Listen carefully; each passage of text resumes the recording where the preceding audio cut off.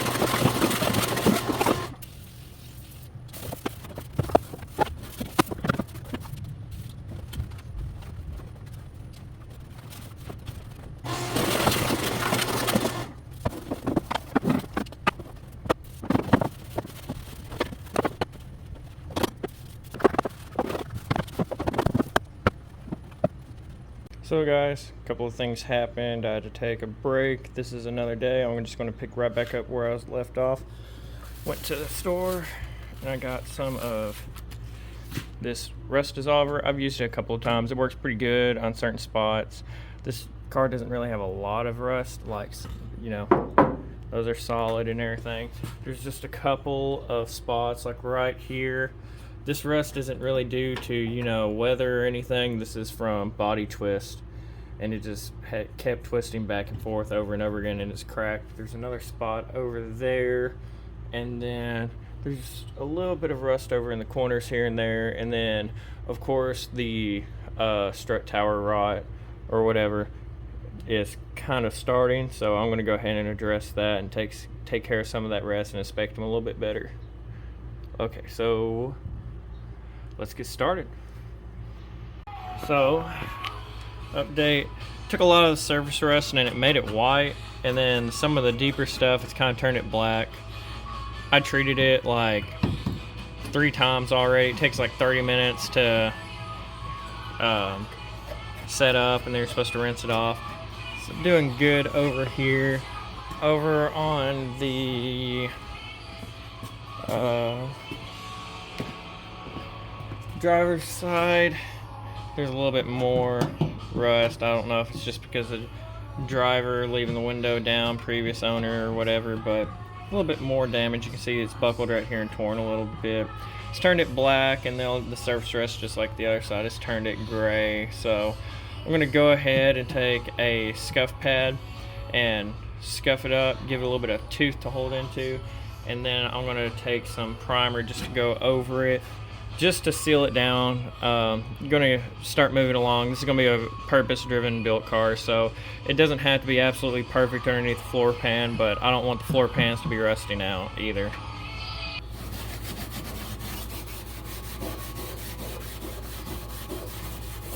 Scuff it. Scuff.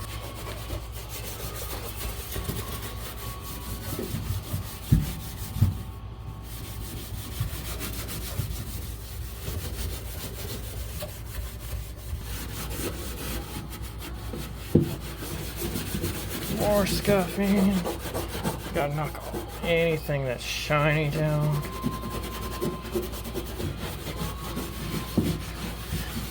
Doesn't have to look pretty per se, but it's gotta be thorough and it's gotta stick.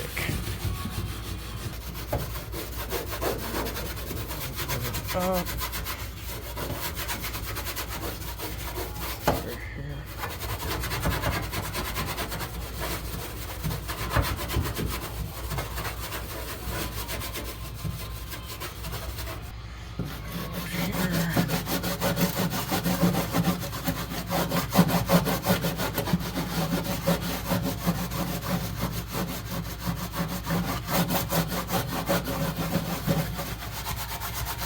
Gotta get around it because there's gonna be overspray. Just anywhere that's close by. Go ahead and get all this.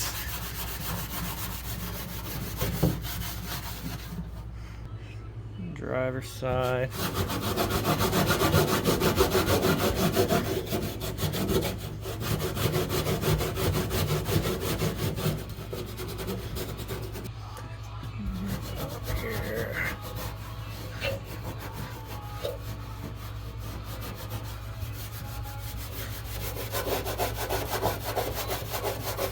Okay, I'm gonna go ahead and clean it up with this. My bad, I've been using my phone the wrong direction, but I'm gonna go ahead and clean it up with this. It works really good. Where I've been at the body shop and stuff, this always does really good for drying everything out and not really reacting with any kind of paint.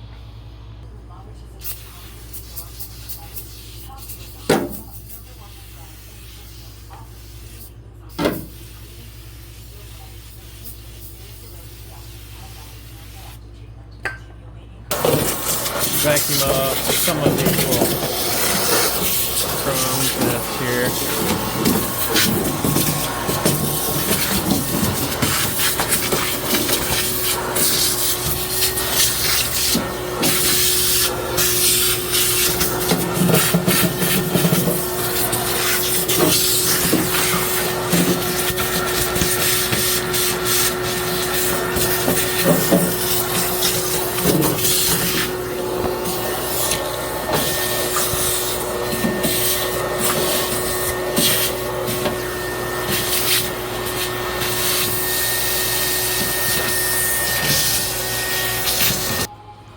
Turbo.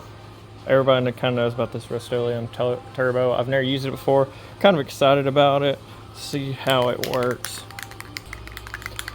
Shaking. More shaking. Okay. Oh my god. Let's see how this does.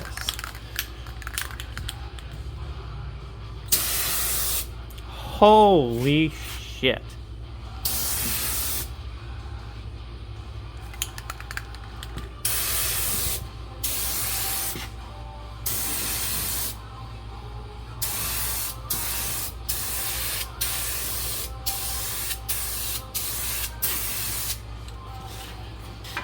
Wow.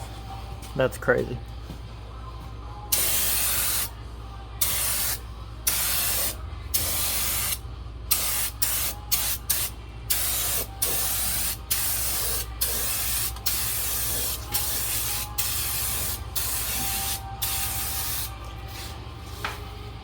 Whew. Fogging out the inside. Okay.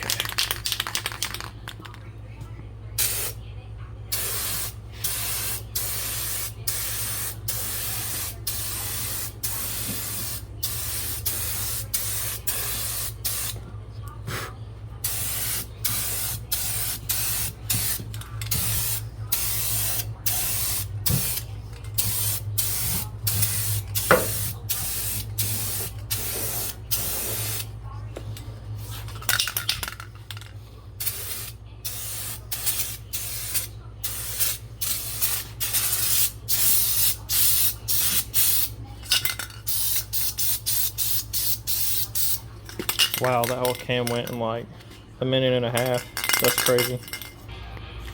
So, primer worked pretty good. Everything's pretty sealed right now, so hopefully there's no more surface rust or any kind of issues before. I know that tear's still there. Get down here, look on the underside. See, there's no real rust or anything. It's just the floor pans been twisted so many times that it's just tore over time, being launched and launched and launched. Like I said in the first video, this thing was a drag car, and you can actually see this is pretty typical and common on these. You got that little A-pillar buckle, except this one's not even a buckle. It actually cracked right here, being flexed so many times. So hopefully roll cage and subframe connectors will keep that from happening anymore on this car. So made this little marker board up of everything that I gotta do, parts I have, parts I did, and hopefully this is gonna let me keep track of everything a little bit better, because coming up with it off the top of my head, sometimes you just get lost being so scatterbrained. See right here, here's the stages. Strip the car, which we've basically done. Prep the body, that's kind of what I'm doing right now. Suspension, I have coilovers, control arms and stuff. We're gonna go ahead and start putting that stuff together. Then next we'll be putting that son of a bitch right there in, hoping it fits. Then brake lines, I still got to figure out a master cylinder and everything like that. Fuel lines, we're going to be using braided fuel lines. Wiring, just kind of wiring everything up. And then interior, actually setting me up, figuring out where my seating position is going to be, setting up a steering rod, I guess you'd call it, through there. I've looked at a few that will work for this car. And then body, finishing up, putting everything back together, figure out if I want to paint it or just leave it like a shit box. And then fit and finish, just trying to make sure to button everything up completely, nut and bolt check, checking all that stuff, and then finally drive it. Here's kind of a list of everything I need. I still need a TR3650 trans. I'm probably going to do a bolt-in roll cage for ease of use. I'm going to use a 2004 Cobra steering rack. Probably going to use a 2007 Mustang radiator and fan. Rear upper arms, I need some. I thought I had some ordered. They never came in the mail. They issued me a refund. Same with the lower arms for the rear end where it's 4-link. I'm going to do anti-squat links, I guess you can call them. I watched Chelsea DeNofa. He has them on his Mustang, and listen to him and explain it and stuff. It's going to help. Of course, steering shaft. Need a steering wheel. I'm not going to do any kind of cheap eBay knockoff. I'm going to actually invest some money in a good steering wheel. Subframe connector, stiffen it up. Like I said, it's, you can see from the torn floor pan, it's going to need to be stiffened, especially for drifting. Just the stress on the body and the rolling of and twisting of the chassis, it would just tear this thing to pieces. So wheels, surprisingly, I still do not have wheels or tires for this. Hydro bar, that's no big deal. That's something, they're fairly cheap, readily available. That's not going to be a big deal. Brake calipers, I've been waiting. I just don't want brake calipers sitting in a box around here in Kentucky, humid weather and stuff, and something happened to them. So going to wait on those. Rotors, same thing. I don't want to get a bunch of rotors and them sit around here and rust. Fuel cell, I don't really know exactly what kind of fuel cell I want to do. They do make a fuel cell set up to where it's factory fuel tank style, but there's probably a chance that I want to get an actual fuel cell and move it forwards over the rear axle to kind of help a lot of weight transfer. I've seen a lot of people do that and talk about how great it is to get a fuel cell and move it over the rear end. And then the controller so I'm going to need something for power steering, different stuff like that. So it's basically going to be a switchboard. Didn't really know the complete name for it, but I just said controller because I knew I'd be talking about. And then here's what I'm going to be working on right now. The brake lines that are left on the car, remove those. Remove the gas tank. The bolts are just completely seized on there right now on the tank strap, so I got to get that. And then remove the K-member, address the rust. We actually did that today. prep and paint engine bay. That's going to be next. And prep and paint interior. I just kind of did some of that. I just addressed the rust mainly. I'm just going to do the interior white because I'm not going to have any AC or anything. So I got to think about setting on track in the heat and everything. So I'm going to do a white, just interior, just to keep the temperatures inside down. Engine bay, haven't quite decided yet if I'm going to do white or black. If anybody has any ideas, just before I do it, let me know.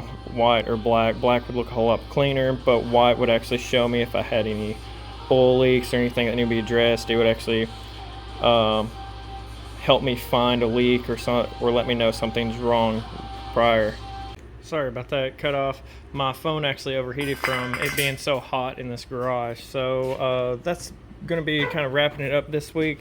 Don't really have free time at the moment other than the weekends. One day I try and do something, then one day I try and work on this car. I work at a garage, so all my tools are there, so packing them all up and bringing them down here to do a lot of crazy big jobs on this car every single weekend, and then packing them all back up and then taking them back at work is just kind of a big hassle. So trying to get something worked out right now to have some tools down here that I can use. But for the time being, it's just this. It is going to start picking up. I'm running out of little oddball little jobs to do on this thing, and it's only the second video that I've done. So hopefully it'll pick up and be more interesting for you guys. Please like, follow, subscribe. Any way you can give me some support. Thank you guys.